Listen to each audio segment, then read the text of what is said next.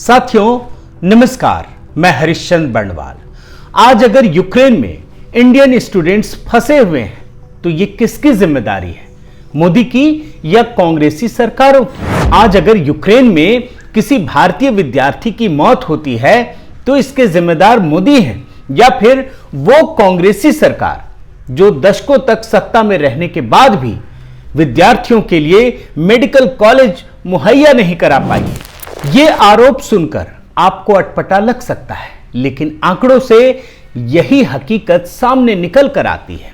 अब आप देखिए ना, यूक्रेन से जितने इंडियंस वापस आ रहे हैं उनमें से अधिकांश की संख्या स्टूडेंट्स की है, यानी वो बच्चे जो मेडिकल की पढ़ाई करने के लिए यूक्रेन जा रहे हैं। और ऐसे में कांग्रेस और विपक्षी दल सरकार पर यह आरोप लगा रही है कि अगर मोदी सरकार ने मेडिकल इंफ्रास्ट्रक्चर भारत में डेवलप किए होते या मेडिकल कॉलेजेस बने हुए होते तो इन विद्यार्थियों को यूक्रेन नहीं जाना पड़ता।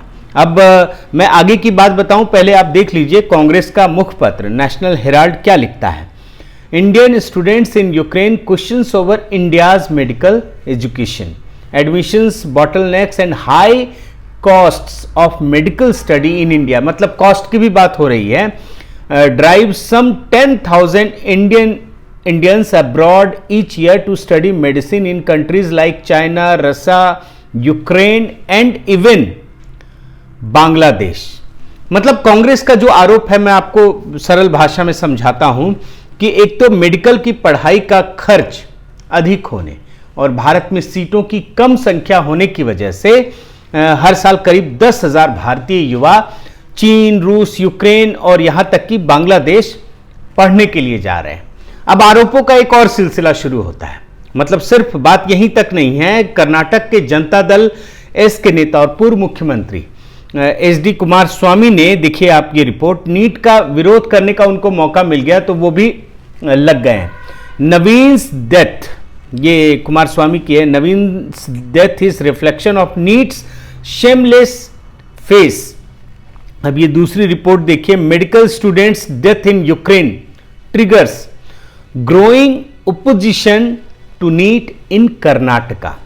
अब सिर्फ कर्नाटक की बात नहीं है, तमिलनाडु आई है, वहां पे भी विरोध किया जा रहा है। कांग्रेस की जो सहयोगी पार्टी है डीएमके, उसने भी नीट का विरोध करना शुरू कर दिया। और ये वो पार्टियां हैं, ध्यान रखिएगा, मैं आपको आगे बताऊंगा, जो पहले भी नीट का विरोध करती आई हैं। मतलब नीट जिसने कि देश में एक क्रांति ला दी, बच्चों को इधर उधर भागने की जगह एक ही परीक्षा देने का मौका मिला, उसका विरोध कर रही है। यानी यूक्रेन में जो घटनाएं हो रही हैं उसकी वजह से कांग्रेस और विपक्षी पार्टियों को जो पुराने गड़े मुर्दे हैं ना, उसको उखाड़ने का मौका मिल गया है। मतलब आप देश हित के लिए क्या कर रहे हैं नहीं कर रहे हैं, लेकिन जो गड़े मुर्दे आप उखाड़ रहे हैं उसकी वजह क्या है वो भी आप जानकर बड़े हैरान रह जाएंगे। दो आरोप अब तक निकलकर सामने आ गए। एक तो ये कि गरीब विद्यार्थी जो है नीट की वजह से वो विदेश में पढ़ने को मजबूर है, पहला। और दूसरा कि मेडिकल इंफ्रास्ट्रक्चर डेवलप नहीं किया गया जिसकी वजह से उन्हें बाहर जाना पड़ रहा। अब दोनों ही आरोपों को एक एक करके लीजिए, क्या सच्चाई है। मतलब जहां तक नीट को बदनाम करने के लिए यह कहा जा रहा है कि गरीब विद्यार्थी नीट क्लियर नहीं कर पा रहे हैं तो विदेश पढ़ने जा रहे हैं। अब जरा सोचिए कितनी विरोधाभासी बातें हैं ये, कि एक तो गरीब बच्चे और विदेश पढ़ने जा रहे हैं। मतलब कोई भी जो व्यक्ति जरा सा तर्क लगाता हो, जरा सी बुद्धि का इस्तेमाल करता हो, वो ये क्या मानेगा कि गरीब विद्यार्थी विदेश पढ़ने के लिए जा रहे हैं। इसका मतलब है कि यह आरोप अपने आप में खारिज हो जाता। अब रही बात नीट के विरोध की, तो देखिए दो राज्य हैं, तमिलनाडु और कर्नाटका, जहां पर यह विरोध हो रहा है। अब इन दो राज्यों में जो आप रिपोर्ट देखेंगे, जो अधिकतर मेडिकल कॉलेज है वो नेताओं के हैं। यह एक बहुत बड़ा सत्य है जिस पर पर्दा डालने की कोशिश होती है।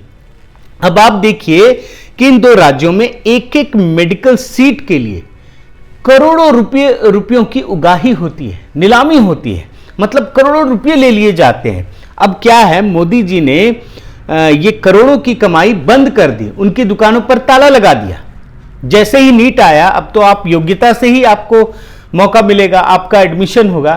तो ये जो प्राइवेट कॉलेजेस है, ये जो भ्रष्टाचार का अड्डा है ना, इस पर मोदी जी ने ताला लगा दिया। आप देखिए, ये रिपोर्ट भी एनडीटीवी की रिपोर्ट है।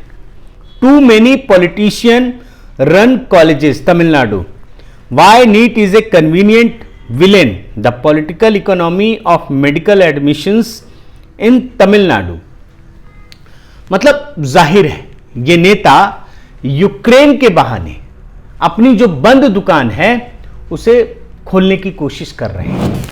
अब बात करते हैं मेडिकल इंफ्रास्ट्रक्चर की। कांग्रेस ये आरोप लगाती है कि मोदी जी ने देश में मेडिकल इंफ्रास्ट्रक्चर पर ध्यान ही नहीं दिया। लेकिन जो मैं आंकड़े आपके सामने रखने वाला हूं उसे देखकर आप हैरान रह जाएंगे। पहले आप ये समझिए कि देश की आजादी के बाद से अगर 7-8 सालों को छोड़ दें तो अधिकतर समय पर देश की सत्ता पर कांग्रेस का राज रहा है, उसमें भी एक ही परिवार के व्यक्ति का राज रहा है। तो मतलब अब मैं आपको जो आंकड़े बता रहा हूं, देखिए कि 2014 तक, आजादी के बाद से 2014 तक देश में मात्र 7 एम्स कॉलेज थे, 7, और कुल मेडिकल कॉलेजों की संख्या देश में 387 थी। आप एक एक आंकड़ों को याद रखिएगा, देखिए इसी में पूरी कहानी छिपी है। और ग्रेजुएट और पोस्ट ग्रेजुएट सीटों की संख्या कुल 82,000 ही थी। और जो आप रिपोर्ट देख रहे हैं ये पीआईबी की रिपोर्ट है, ये ऐसा नहीं कि किसी मीडिया संस्थान का उठाकर दिखा रहा हूं। अब आप मोदी सरकार में आइए। मोदी ने पिछले 7 सालों में 15 एम्स कॉलेज की स्थापना कर दी, यानी आज देश में 22 एम्स हो गए हैं। और कुल मिलाकर मोदी सरकार के दौरान देश में 209 मेडिकल कॉलेजों की स्थापना की गई, जिससे देश में इनकी संख्या 596 हो गई। और इसमें आज ग्रेजुएट और पोस्ट ग्रेजुएट जो स्टूडेंट्स हैं उनकी संख्या बताऊं तो 1,48,000 सीटें हो गई हैं। अब आपको मैं दोनों की तुलना दिखाता हूं, थोड़ा और पिक्चर में क्लैरिटी आए आपकी समझ में, तो इसलिए आपको यह देखना जरूरी है। 1947 से 2014 तक 7 एम्स, 1947 से 2014 तक 7 एम्स, और 2014 से 2022 तक 22 एम्स। कितना गुना बढ़ गया।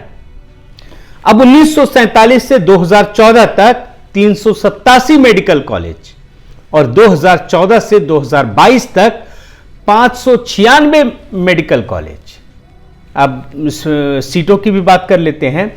1947 से 2014 तक ग्रेजुएट और पोस्ट ग्रेजुएट मिलाकर 82,000 सीट, और 2014 से 2022 तक 1,48,000 सीट।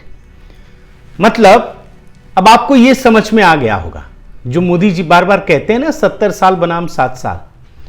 तो जो कांग्रेसी सरकारों ने 70 साल में नहीं किया, वो मोदी जी ने 7 साल में कर दिखाया। कांग्रेस की सरकारें सिर्फ कागजों पर ही योजनाओं का खाका खींचती थी, करती कुछ नहीं थी।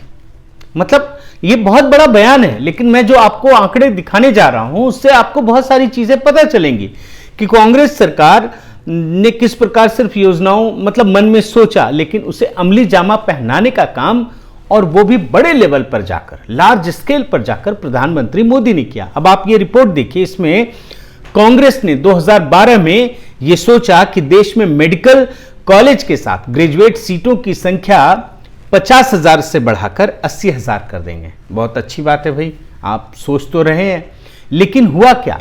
आप ये रिपोर्ट देखिए, कोई भी काम कांग्रेस कर ही नहीं पाई। और वहीं प्रधानमंत्री मोदी ने 7 साल में मेडिकल सीटों की कुल संख्या 1,48,000 तक कर दी। मतलब कांग्रेस ने 50,000 से 80,000 तक करने की बात सोची, किया कुछ नहीं, और मोदी जी ने 7 साल में 1,48,000 तक कर दिया। यह भी रिपोर्ट देखिए, दोनों आप रिपोर्ट देखेंगे तो आपको ये बात समझ में आ जाएगी। और बात सिर्फ इतनी नहीं है, प्रधानमंत्री मोदी ने दुनिया की सबसे बड़ी योजना मेडिकल के क्षेत्र में शुरू की, आयुष्मान भारत। यह पूरी दुनिया के लिए अचरज का विषय है। जब उन्होंने शुरू किया था तो लोगों को लग रहा था मजाक है, कैसे करेंगे मोदी जी। मतलब 5 लाख रुपए की जो मेडिकल बीमा की सुविधा है वो लोगों को दी जा रही है, और इसमें आप रिपोर्ट देखिए 50 करोड़ से अधिक लोगों को यह सुविधा मिल रही है, और इस योजना से 2 करोड़ से अधिक लोग तो हॉस्पिटलाइज हो चुके हैं, मतलब इसका लाभ भी उठा चुके हैं। मोदी सरकार इसके अलावा मेडिकल ढांचे को भी तेजी से बदल रही है। अब आप देखिए, मॉडर्न मेडिसिन के साथ साथ ऑल्टरनेटिव मेडिसिन की सुविधा जैसे आयुर्वेद, होम्योपैथी, यूनानी को भी तेज गति से आगे बढ़ा रही है। अब आप देखिए कि आज देश में 1.5 लाख वेलनेस सेंटर बनाने का लक्ष्य रखा गया है, और सिर्फ लक्ष्य रखने की बात नहीं है बल्कि 85,000 वेलनेस सेंटर खुल चुके हैं और काम कर रहे हैं। आप देखिए ये रिपोर्ट, आपको इससे ये बात पता चल जाएगी। और यही कारण है कि विश्व स्वास्थ्य संगठन भारत में आयुष केंद्र स्थापित कर रहा है, बना रहा है, हु to set up centre for traditional medicine in India.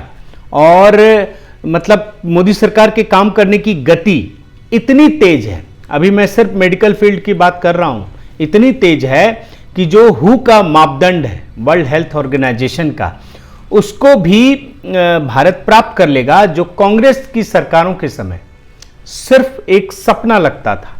और ये क्या है, 1000 व्यक्ति पर 1 डॉक्टर। अब ये रिपोर्ट देखिए, इंडिया टू ट्रैक अचीव हु recommended doctor population ratio, NITI Aayog member, India was well on the path to achieving the world health organisation recommended ratio of 1 doctor per 1000 population bye 2024। यह अपने आप में एक बहुत बड़ी उपलब्धि है कि 1000 व्यक्ति पर 1 डॉक्टर। मतलब भारत के लिए जहां मेडिकल फैसिलिटीज इतनी खराब हो चुकी थी कि इंसान को मतलब लगता था कि अगर वो बीमार पड़ जाए तो उसका जीवन जो है दूभर हो जाता था।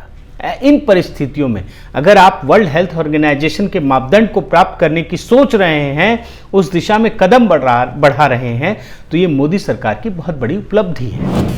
प्रधानमंत्री मोदी का विरोध करना कांग्रेस और विपक्षी दलों के लिए बहुत आसान है, लेकिन प्रधानमंत्री मोदी विकास की जिस परिभाषा को गढ़ रहे हैं उसे छू पाना भी इन राजनीतिक दलों के लिए एवरेस्ट पर चढ़ने जैसा है।